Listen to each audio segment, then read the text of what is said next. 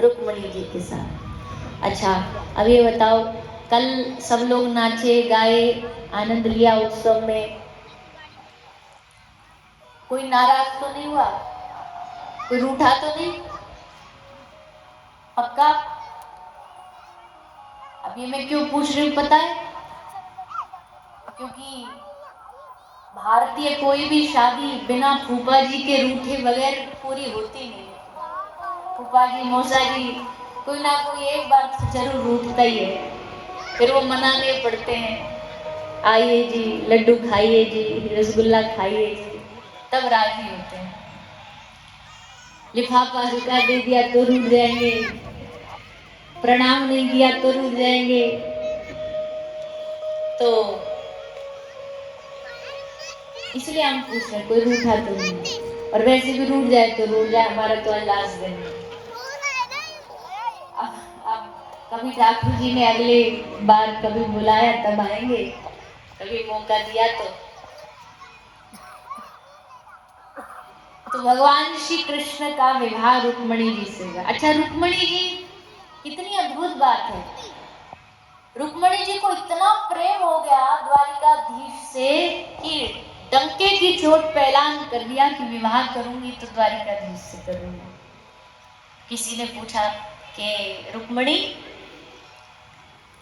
विवाह के लिए तुमने निर्णय कर लिया, कितनी बार मिली हो, कितनी बार उनको देखा है? बोले आज तक कभी देखा ही नहीं। रुक्मणी जी ने कभी भगवान को नहीं देखा और मन में ठान लिया विवाह तो इनसे।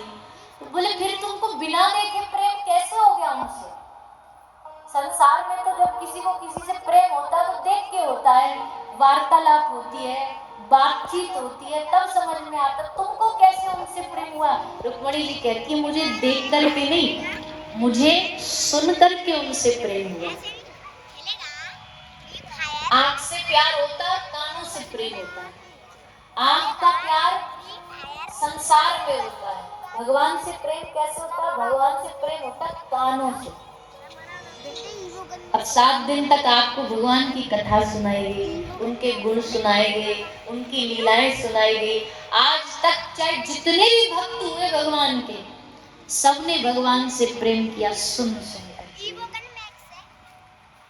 मीरा ने श्री गिरधर लाल से प्रेम किया कैसे? किसी ने कहा मीरा श्रीधाम वृंदावन में एक सुंदर सांवरा सलोना गिरधर रहता है, मूर्ति देखी, उनके बारे में बचपन से भागवत में सुना, सो प्रेम हो गया। भगवान के जितने भक्त हैं सबको प्रेम हुआ भगवान से सुन करके। और अब हम भी उसी लाइन में लगे हुए, हमने थोड़ी ना भगवान को देखा है, पर हमें प्रेम कैसे होगा? उनके बारे में सुन सुन करके प्रेम होगा। और जब उनसे सुन के प्रेम होगा तब मन उनसे मिलने के लिए करेगा, तब मन उनको पुकारेगा। और जब मन उनको पुकारने लग जाए, जब मन उनको बुलाने लग जाए, उनसे दूरी अच्छी ना लगे। हम अपनों से दूर जब रहते हैं ना, अपने से कोई 5, 7, 10, 20 दिन, महीना भर दूर रहा तो बार बार मन करता है उनको देखें, उनसे मिलें, उनसे बात करें। लेकिन संसार में ये जो आत्मा, ये जो जीव है, पुरुष कहते हैं ये कितने जन्मों से बिछड़ी हुई है भगवान से। इसका भी तो कभी मन करना चाहिए कि मैं अपने प्रभु को आवाहन करूं, अपने प्रभु को बुलाऊं, उनको याद करूं। और अगर एक बार भी भगवान की याद आ रही है ना मन को, तो समझ लेना कि ठाकुर जी आपको अपना और उनका संबंध याद दिला रहे हैं, अपना और आपका रिश्ता याद दिला रहे हैं। और एक भजन की बड़ी प्यारी पंक्ति है, आप सबने वैसे सुनी तो होंगी, पर वो कुछ भजन होते हैं दिल के बड़े करीब होते हैं, उनमें से एक ये भाव है।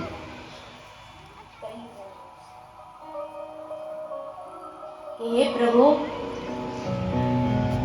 अगर हम आपको याद कर रहे हैं तो ऐसे ही तो याद नहीं कर रहे होंगे, भैया अनजान आदमियों को थोड़ी ना कोई याद करता है। याद किसकी आती है? बोलिए ना, किसकी याद आती है? अपनों की। और अपने कौन है? जिनसे संबंध हो, जिनसे रिश्ता हो। और संबंध किससे है? रिश्ता किससे? कई जन्मों से बुला रही हूँ, कोई तो रिश्ता जरूर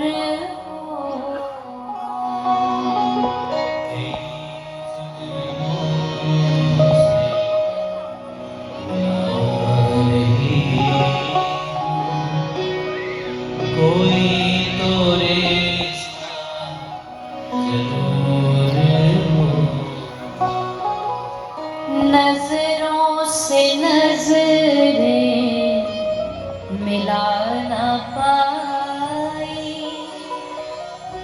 मेरी नजर का कसूर होगा। नजरों से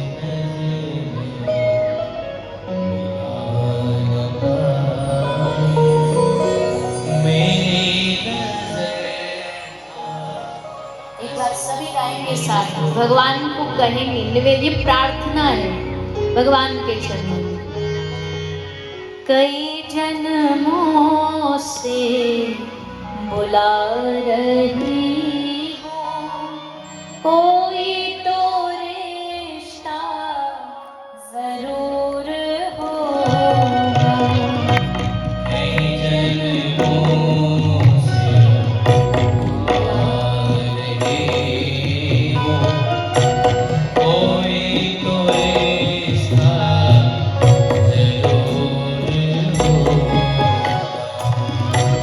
नजरों से नजरें मिला ना पाई, मेरी नजर का कसूर होगा। नजरों से नजरें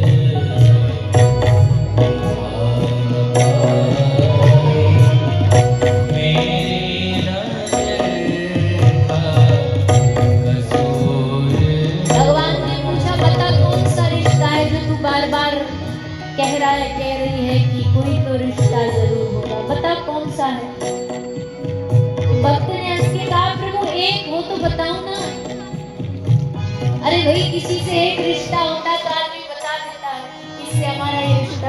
प्रभु आप तो मेरे सर्वस्व हो, सारे रिश्ते हैं आपसे। जब जब जैसी आवश्यकता पड़ती आप वही बन जाते हो।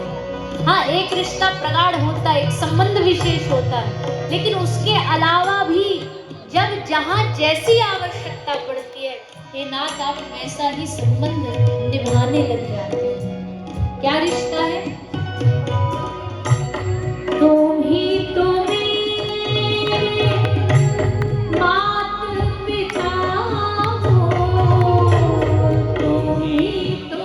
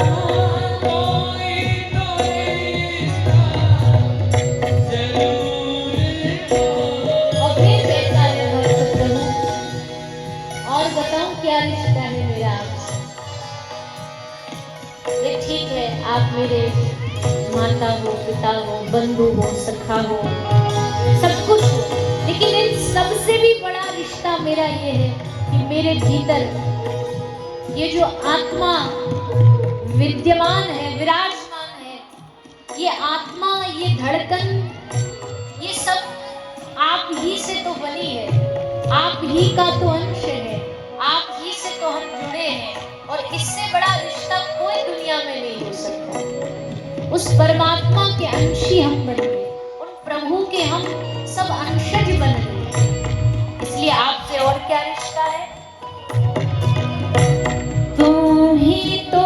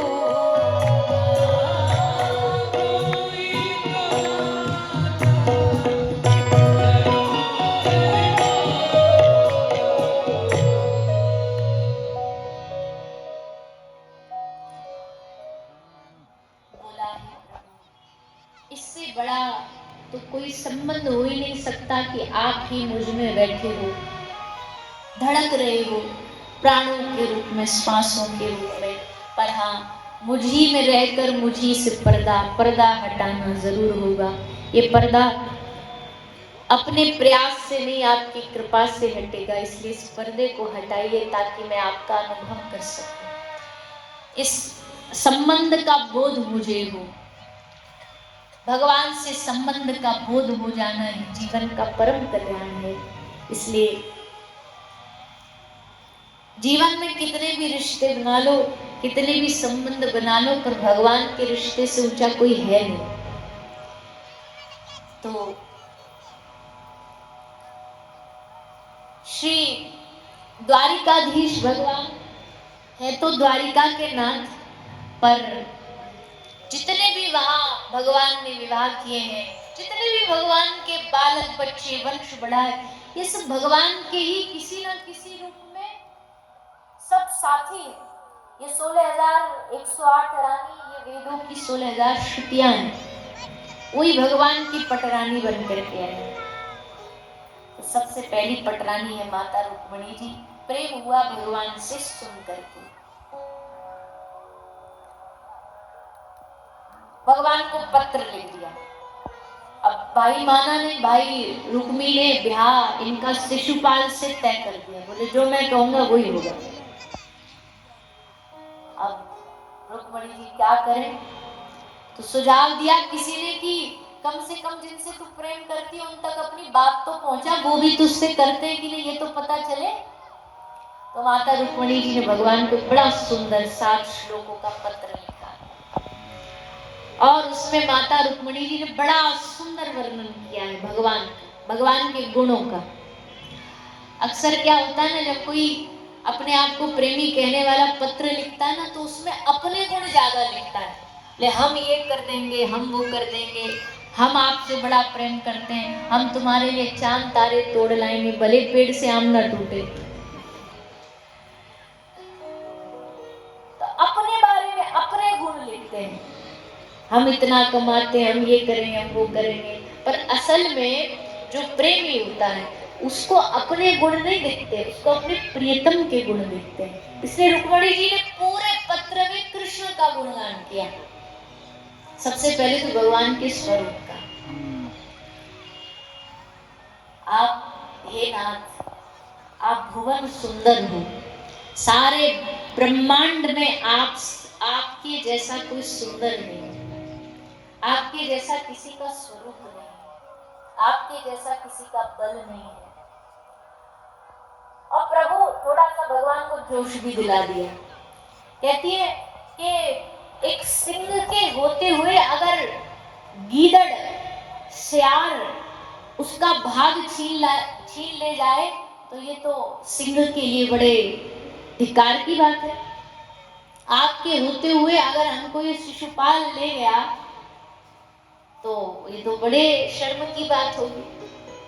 तो भगवान के भीतर भी एकदम जोश आ गया, बोला आप तो कुछ भी हो जाए। दाऊ दादा ने देखा अकेले रथ लेके भाग गए। आज पहली बार वो अकेले गए रथ पर, एक कोई सारथी भी साथ नहीं। ऐसा जोश जागा कि सीधा रथ पे भागे और लेकर के चल पड़े। दाऊ दादा समझ गए जहाँ जा रहा है लड़ना भिड़ना होगा, क्योंकि भैया किसी के ब्याह में किसी के बहू को लेके जाओगे तो युद्ध तो होगा।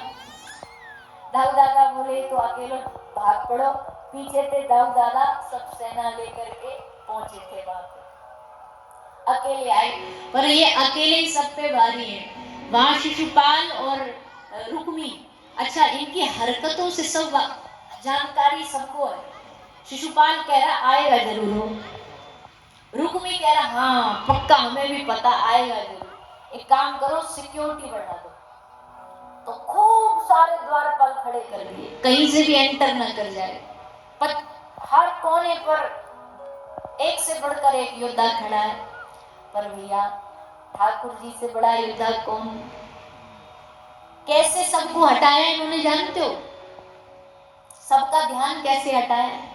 बोले वैसे तो खुद ही इतने सुंदर है, पर आज तो इन्होंने ऐसा सुंदर स्वरूप बना लिया, ऐसा सुंदर स्वरूप बना लिया। ये जो बॉडीगार्ड खड़े थे ना, वो ही आपस में बात कर रहे हैं। जैसे श्री कृष्ण रथ से उतरे तो आपस में बात करें, अरे अरे देख देख देख देख सामने कितना सुंदर पुरुष आ रहा है। दूसरा बोला अरे वाह इसके केश तो देखो, बाल देखो, ऐसे लगता है कोई मेघ उमड़ घुमड़ के आ रहे हैं। दूसरा बोला अरे केश छोड़, आंख देख आंख, नेत्र देख कितने सुंदर। एक नेत्र पे अटक गया। दूसरा बोला अरे नेत्र से नीचे नजर जाओ, जरा इसकी मुस्कुराहट तो देखो, क्या बढ़िया मुस्कुराता है, किसी का मन कौस्तुभ मणि पे अटक गया तो किसी के हाथ के बाजूबंद पे अटक गया। सब देखते रह गए और भगवान कृष्ण सबके बीच आए, रुक्मिणी जी का हाथ पकड़ा, रथ पर बिठाया, रुक्मिणी जी का हरण करके वहां से ले गए। जैसे रुक्मिणी जी का हरण हुआ, सब जोर जोर से शिशुपाल रुक्मी चिल्लाए, अरे भाग गया, हरण करके ले गए, पकड़ो पकड़ो पकड़ो। बोले कौन ले गया? बोले जिसकी तुम देख देख के राजी हो रहे थे, प्रशंसा कर रहे थे, वो ही था। अब तो महाराज पीछे पीछे भागे, सब रुक्मी भागा। रुक्मी शपथ लेके गया, प्रतिज्ञा करके गया, बोला अगर इसको हम नहीं ला पाए, अपनी बहन को वापस नहीं ला पाए, तो हम कभी इस गांव में वापस नहीं आएंगे, मुंह नहीं दिखाएंगे। पहुंचे, बीच रास्ते में जाके ठाकुर जी का रथ रोका, दोनों का युद्ध चालू हुआ। ठाकुर जी के लिए रुक्मी को हराना कोई बड़ी बात नहीं, खूब बाण पे बाण चलाए जा रहे, और रुक्मिणी जी ने आके ठाकुर जी के चरण पकड़ लिए, प्रभु इसको माफ करो, भले कैसा भी है इसको क्षमा कर दो। भगवान ने कहा ऐसे तो नहीं छोड़ेंगे, कुछ तो करेंगे इसके साथ। तो क्या किया, उसके आधे बाल, आधी दाढ़ी, आधी मूंछ सब काट दी। बोले अब जा अपने गाँव, ऐसे ही जा। तो फिर कुंडनपुर रुक्मी नहीं गया, उसने दूसरा एक क्षेत्र चुना, वहां जाके रहने लगा। और फिर ठाकुर जी आए द्वारिका। द्वारिका में विधिवत भगवान का विवाह हुआ, मंत्रोच्चारणों के द्वारा, देवताओं की उपस्थिति में, ब्राह्मणों। ये भगवान का पहला विवाह। अब सोचो, भगवान के 16,108 विवाह, सब जानते हो कैसे हुए? सुबह तक तो पता भी नहीं था कि शादी होनी है, और शाम तक बहू घर आ गई। ऐसे विवाह हुए भगवान के, सब आड़े टेढ़े विवाह हुए। रुक्मिणी जी से भी ऐसे हुआ। फिर दूसरी है जामवती जी, इनके साथ भी ऐसे हुआ। महाराज जामवंत की पुत्री जामवती, इनके पास एक सत्राजित की मणि आ गई थी। भगवान उसको ढूंढ ही रहे थे। कथा तो बहुत बड़ी है, पर हम थोड़ा संक्षेप में सुनेंगे। मणि आ गई थी, जामवती बालिका थी, उस मणि के साथ खेल रही थी। भगवान ढूंढते ढूंढते उसी गुफा में आ गए। सामने जामवंत जी थे, जामवंत जी के साथ भगवान ने सबसे पहले तो युद्ध किया। खूब घोर युद्ध हुआ, और युद्ध के पश्चात तब भगवान ने उनको राम रूप का दर्शन कराया। तब समझे कि ये तो साक्षात हमारे प्रभु हैं। और तब जामवंत जी ने आकर के भगवान से क्षमा मांगी और निवेदन किया, प्रभु आप हमारी कन्या से ब्याह कर लो। अब ऐसा वर्णन आता, जामवंत जी तो आपने भी देखे होंगे टीवी में। अब उनकी पुत्री भी ऐसी थी। ठाकुर जी बोले इनसे कैसे ब्याह कर ले? बोले प्रभु ये आपके यहाँ पे बात करो। तो भगवान ने योग माया शक्ति से उनको बड़ा सुंदर स्वरूप दिया, स्त्री का, कन्या का, और तब उनके साथ विवाह किया। तो भगवान की दूसरी पटरानी हो गई, तो बोल दो जोर से, जामवती जी। तीसरी पटरानी हुई, तीसरी रानी है भगवान की सत्राजित राजा की बेटी सत्यभामा। सत्यभामा जी ये बड़ी सुंदर थी, सब रानियों में बड़ी सुंदर थी। इनके साथ भगवान ने विवाह किया। इनके पिता ने भगवान पर एक चोरी का कलंक लगा दिया था। देखो भैया, दुनिया ऐसी है, लोग भगवान तक को नहीं छोड़ते।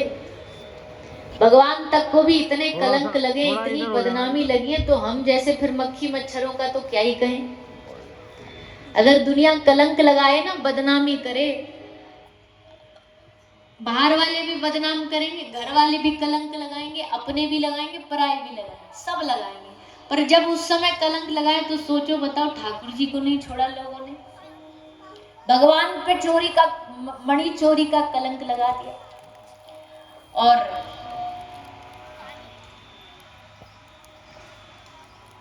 जितनी बातें बनाई जाती है ना, जिन लोगों के बारे में, भगवान की कृपा से वही संसार में आगे बढ़ते हैं। अब ये सब चीज के लिए लागू होता है। जो सुनता जा रहा है, जो सुनता जा रहा है, सुनते हुए आगे बढ़ता जा रहा है, उसको दुनिया में कोई हरा नहीं सकता। और वैसे भी गलतियां ढूंढने वाले तो हर चीज में गलतियां ढूंढते हैं। एक बार क्या हुआ, एक चित्रकार था, उस चित्रकार ने चौराहे पर एक चित्र बना के रखा और उसके पास में पेंसिल और रबड़ भी रखी और एक नोट लिखा और नोट में लिखा कि इस चित्र में जहां जहां जो गलती हो आप पेंसिल उठाओ और उसमें एक डॉट लगा दो, हमको पता लग जाए यहाँ गलती, हम यहाँ से ठीक कर दें। उसने सोचा एक आध कोई चीज आएगी गलत उसको ठीक कर देंगे। बेचारा गया अगले दिन देखने और जैसे अगले दिन देखा तो चित्र तो था ही नहीं उसमें कहीं भी, सब जगह पर काली काली बिंदी छपी हुई थी, पूरा काला बन चुका था डॉट डॉट से भर भर के, सब जगह काली बिंदी। अच्छा इतनी गलती हम में, कभी कभी दुनिया इतनी गलतियां बता देती है ना तो खुद पे कंफ्यूज हो जाता है, इतना बुरा काम कर रहे हैं हम। उसने फिर अगले दिन एक दोबारा चित्र बनाया और चित्र बना के अब की बार उसने फिर पेंसिल रखी और अब की बार नोट लिखा और नोट में क्या लिखा, बोले जिसको जहां भी गलती नजर आए पेंसिल उठाओ रबड़ उठाओ और उसको वहां ठीक करो और सही बना करके जाओ। दूसरे दिन आया तो किसी ने एक बार उसे छुआ भी नहीं। मतलब बात बड़ी सीधी है भैया, कमियां बताने वाले बहुत होते हैं लेकिन उसको सुधारने वाले कोई कोई ही होते हैं। इसलिए भगवान तक को भी लोग ईर्ष्या करते हैं, भगवान तक को भी बदनामी करते हैं। भगवान ने सोचा भैया कलंक लगा दिया पर चलो कोई बात नहीं, ठीक करेंगे, हमारी प्रजा है। तो भगवान फिर मणि ढूंढ के लाए, इसकी मणि लौटाई। अब जब मणि लौटा दी तब इसको बड़ा भारी प्रायश्चित हुआ कि भैया हमने तो गलती कर दी, भगवान पर कलंक लगा दिया। अब भगवान को खुश करने के लिए क्या करें? बोले भगवान एक ही चीज से खुश होते हैं। किस चीज से खुश होते हैं? बचपन में तो माखन मिश्री से खुश होते थे और भगवान को माखन मिश्री के अलावा एक और शौक है, क्या? ब्याह करने का बहुत शौक है। हमारे ब्रज में आज भी हर दिन और एक आध दिन छोड़ करके ठाकुर जी का ब्याहवला होता है, ब्याहवला उत्सव। तो एक बार कोई, अब ये ब्रजवासी कह सकता, कोई और नहीं कह सकता और किसी का अधिकार नहीं। एक बार कोई बाहर के लोग आए, ठाकुर जी पगड़ी बांधे बैठे थे तो उनने पूछी कि भैया आज का उत्सव है या कि मंदिर में? तो किसी ने बताया कि आज ठाकुर जी का ब्याह है, आज ब्याहवला उत्सव है। तो ब्रजवासी हंस के बोलो क्यों 16,108 कर लिए, अब भी क्यों ना है? समझ गए ना?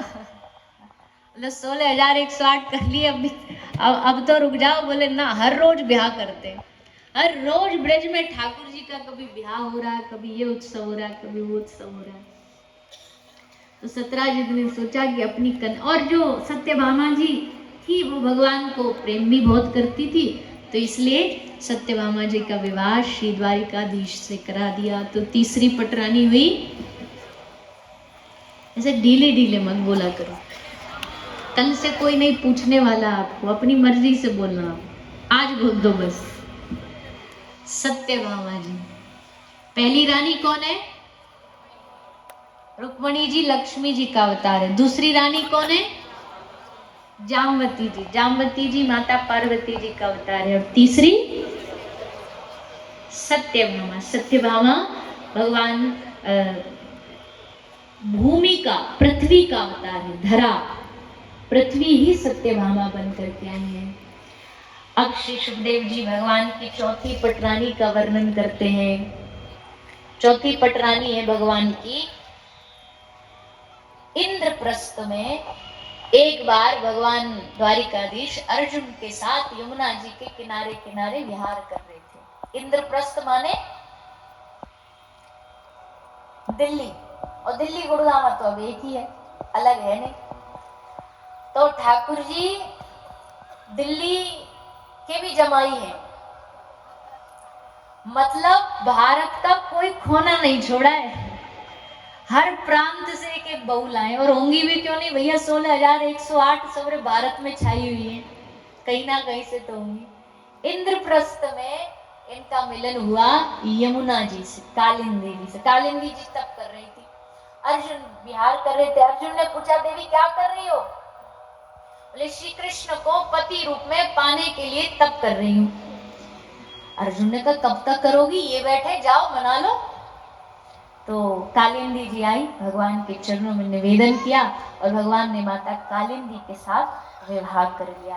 तो यमुना जी भगवान की चौथी पटरानी है। फिर एक मित्रविंदा नाम की रानी ने मध्य प्रदेश उज्जैन में एक राजा थे विंद, उनकी बहन है मित्रविंदा। इनके लिए स्वयंवर रखा गया था।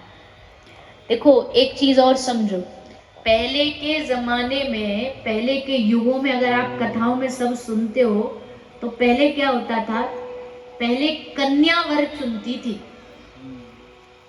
आज उल्टा हो गया है, आज लड़के वाले आते हैं एकदम चौड़ के,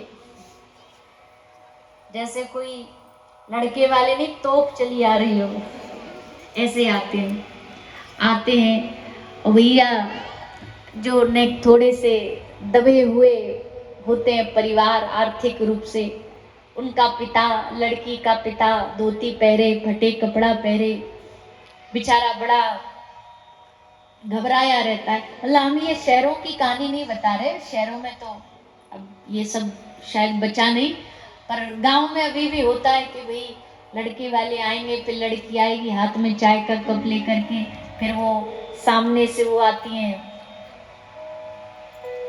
सासू माता जी, वो आकर के फिर प्रश्न पे प्रश्न दागती है, पूछती नहीं दागती है, जैसे गोली चला रही हो। सिलाई बुनाई आती है, कढ़ाई आती है, गाना आता है, नाचना आता है, सबरे गुण उनको बहू में ही चाहिए। गा भी ले, नाच भी ले, बजा भी ले, सारे प्रश्न पूछ लेंगे।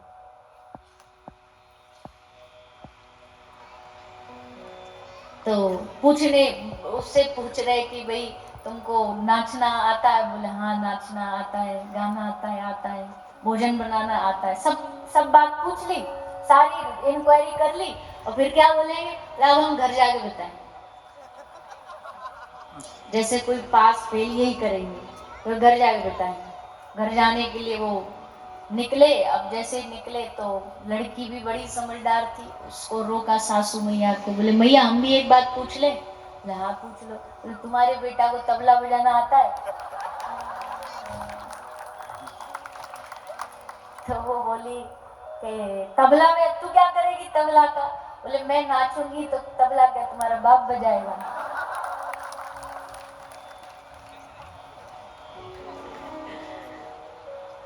हमने ऐसा सुना है कि तबला बजाने वालों का ब्याह जल्दी हो जाता है।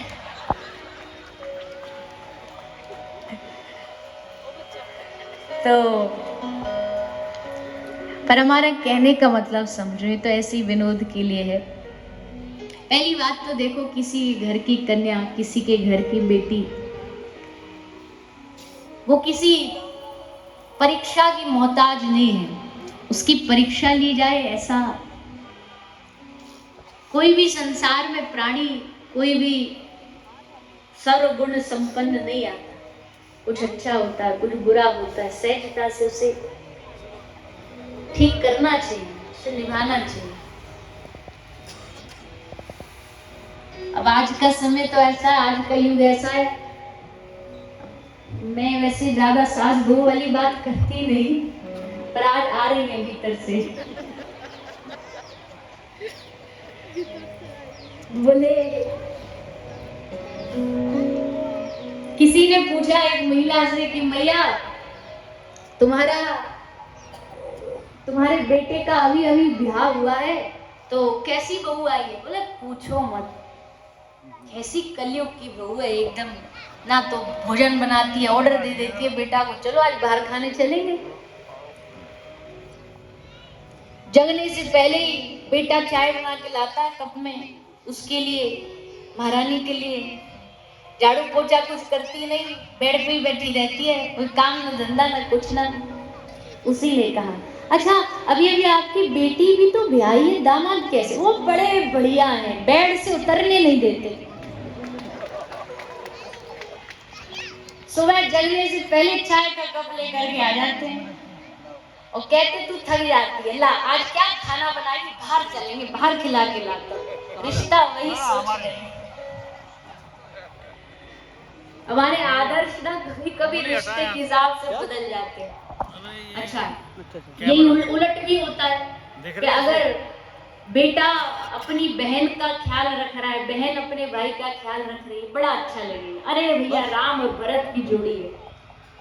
और दामाद अगर अपनी बहन का और भाई का ख्याल रखने लग गया तो फिर वो लड़की भी आके कहेगी भैया उन्हीं की सुनते हैं, भैया उन्हीं की बातें सुनते हैं, और वही रिश्ता फिर बुरा लगने लग जाएगा। ये क्यों सुनता है, अपने माता पिता की क्यों सुनता है, रिश्ता वही सोच लेगी। खैर, हम तो बस इतना कह रहे हैं कि कन्या कोई प्रोडक्ट नहीं होती, बेटियां कोई प्रोडक्ट नहीं होती जिनको आप एग्जाम ले एग्जामिन करे। हाँ, बस थोड़ा परिवार के अनुकूल भक्ति भाव संस्कार हो, इसके अलावा तो देखो भाई सब इस दुनिया में अलग व्यक्तित्व लेकर के आते हैं, भगवान जोड़ देते हैं सब सब, न जाने किसका कैसा विचार कैसा व्यवहार, संसार में आकर के भगवान ने एक घर में जोड़ दिया सबको, लेकिन अब वो एक नहीं हो सकते, हजार लोग तो हजार प्रकार की विचार होते हैं, उस विचार का एक दूसरे का सम्मान करना पड़े। अगर आप अपने विचारों को किसी पर थोपेंगे ना तब जाकर के बात गड़बड़ाती है। तो भैया कहाँ थे, कौन सा ब्याह चल रहा था ठाकुर जी का, चलो आप बताओ, रुक्मणी जी, जामवती जी, सत्यभामा जी, कालिंदी जी, मित्रविंदा, यहाँ तक गाड़ी आ गई है। तो हाँ, स्वयंवर स्वयंवर होता था पहले, ये बात शुरू हुई थी कि भी कन्या चुनती थी कि भाई ये अच्छा है, तो उस माला को लेके मित्रविंदा जी जा रहे थे। अभी स्वयंवर ने सबको न्योता दिया, भगवान श्री कृष्ण को नहीं दिया। तो भगवान श्री कृष्ण को जब न्योता नहीं मिला, मित्रविंदा तो मन ही मन कह रही है प्रभु आप ही चाहिए और आप ही उपस्थित नहीं हो, प्रभु कुछ करो, आप आ जाए यहाँ पे। और सब राजा बन ठन के एकदम मूंछों पे ताव लगा के खड़े थे, हमको चुनेंगे हमको चुनेंगे, सबको पार करती हुई आगे बढ़ी और सामने देखा तो पीले पीताम्बर ओढ़े हुए श्री द्वारिकाधीश श्री कृष्ण खड़े हैं, और वह जा करके मित्रविंदा ने माला गले में डाल दी। मित्रविंदा जी के साथ भगवान का विवाह हुआ। फिर अगली रानी हुई सत्या, एक नाम उनका नग्न जी की भी है। एक रानी हुई है भगवान की भद्रा, के कई देश के ये राजपुत्र, ये कश्मीर से थी, तो कश्मीर से लेके कन्याकुमारी तक सब है, वहां भगवान ने विवाह किया। और आठवीं जो रानी है वो है लक्ष्मणा, वो मद्र देश यानी कि मद्रास, मद्र देश की राजकुमारी है, उनके साथ भगवान ने विवाह किया। 16,100 रानियों को भगवान ने भौमासुर के कैद से मुक्त कराया। भौमासुर बड़ा आतंकवादी था, सब कन्याओं को ला करके जेल में कैद करता जा रहा था। भगवान गए, उसके साथ युद्ध करके कन्याओं को मुक्त किया, सबको घर जाने का आदेश दिया। पर फिर वही बात है कि दुनिया थोड़ी ना बदनामी करने से चूकती है, और उसमें भी एक स्त्री हो, महिला हो, तो इसलिए कन्याओं ने कहा हे प्रभु अब हमारा कोई नहीं है, आप ही हमारे, आप हमें स्वीकार करो। तब भगवान ने सब कन्याओं को स्वीकार किया, सबसे विवाह किया। इस प्रकार 8 नाम श्री सुखदेव जी ने बताए, हमने भी आपको नाम बताए। कथा तो इनकी बहुत बड़ी बड़ी है, कैसे कैसे गए भगवान ने, विवाह में क्या क्या हुआ, सब भागवत जी में वर्णन है। और 16,000 कन्याओं का ही विवाह वर्णन किया गया। इस प्रकार भगवान की 16,108 विवाह का वर्णन आता है। फिर पौंड्रक नाम का एक दैत्य हुआ, राजा हुआ, ये थोड़ा मायावी था, विद्या जानता था, तो अपना रूप इसने नील वर्ण का बना दिया, कृष्ण जैसा, द्वारिकाधीश जैसा, और डायरेक्ट द्वारिकाधीश को चैलेंज कर दिया। एक पत्र आया, भगवान ने उद्धव जी को कहा, उद्धव जी जरा पत्र पढ़ के बताओ क्या लिखा पत्र में। तो पत्र में पहली लाइन में लिखा था, नकली द्वारिकाधीश को असली द्वारिकाधीश का आशीर्वाद। अब ठाकुर जी देखें कि भैया ये असली वालों कौन आ गए, हमते भी बढ़ो, पर चलो कोई बात ना, आगे बढ़ो। तो उसमें चैलेंज था कि आओ हमसे युद्ध करो। अच्छा, ये पौंड्रक का एक दोस्त था काशी नरेश, इन दोनों ने मिलकर योजना बनाई थी कि तुम बन जाओ वसुदेव का अवतार, मैं दुनिया में तुम्हारे लिए दर्शनार्थी खींच खींच के लाऊंगा। अक्सर ऐसा ही तो होता है दुनिया में, बोले भैया इसने चमत्कार देखा, वो दूसरे को बताएगा, दूसरा आएगा, दूसरा तीसरे को बताएगा। तो काशी नरेश पब्लिसिटी करता था पौंड्रक राजा की, बोले ये असली वाले, वो द्वारिका वाला नकली है। सब लोग आने लगे, भीड़ लगने लगी पौंड्रक के दरबार में, अथाह श्रद्धालु आने लगे, सब जय जय घोष करने लगे, जय जयकार करने लगे, बोलिए पौंड्रक महाराज की। आप जैसे ही वहां भी होंगे, जो मिल जाए वही की जय।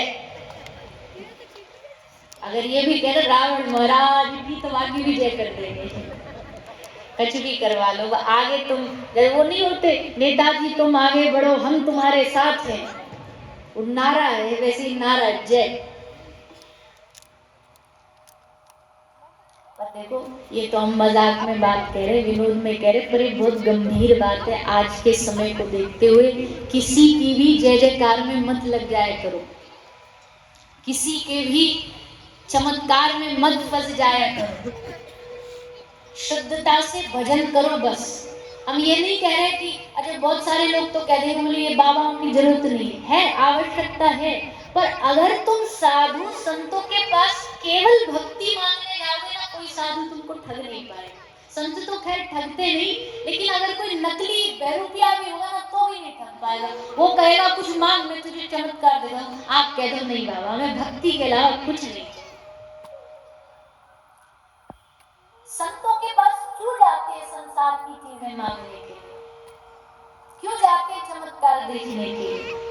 वो साधु, वो तुम्हारे हृदय में भगवान को बिठाएगा, तुमको कोई जादूगर नहीं है वो। तुम जादू की आशा संत महापुरुषों से करने लग जाओ तो बाद में खुद को बड़ी परेशानी होती है। इसलिए हम बार बार कहते भैया आज कलयुग चल रहा है, बस इतना निवेदन है कि ज्यादा ढोंग में न फंसो, अंधविश्वास में न फंसो, कि धर्म के नाम पे अंधविश्वास भी बहुत फैलाया जाता है। तो एक बात कहते हैं, जो आपको भगवान के बारे में बताए ना, बस वही प्रणाम करो। भगवान के अलावा अपनी भी बड़ाई करे, अपनी प्रशंसा करे तो प्रणाम कर दो। महाराज प्रभु की कथा सुनो।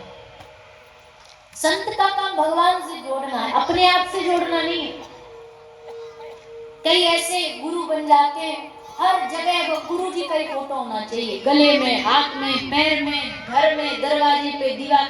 भगवान को कौन ने कर दिया, भगवान साइड हो गए, भगवान से कोई लेना देना नहीं।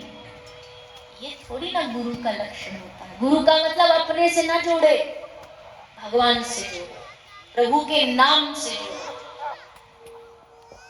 एक बहुत प्रसिद्ध दोहा है, आप सबने सुना है, गुरु गोविंद दो खड़े, काके लागू पाए, और बलिहारी गुरु आपने, जिन गोविंद दियो बताए। इसका क्या मतलब है? पहले गुरु को प्रणाम किया जिन्होंने भगवान के बारे में बता दिया, ऐसा मानते हैं, ऐसा हमें